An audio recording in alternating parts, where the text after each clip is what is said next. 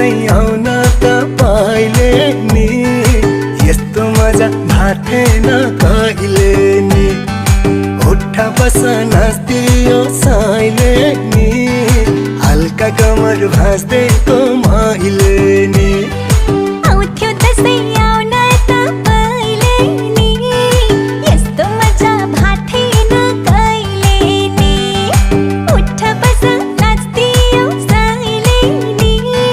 हल्का कमर भाँच्दैको मैले नि सयपत्री फुल्यो है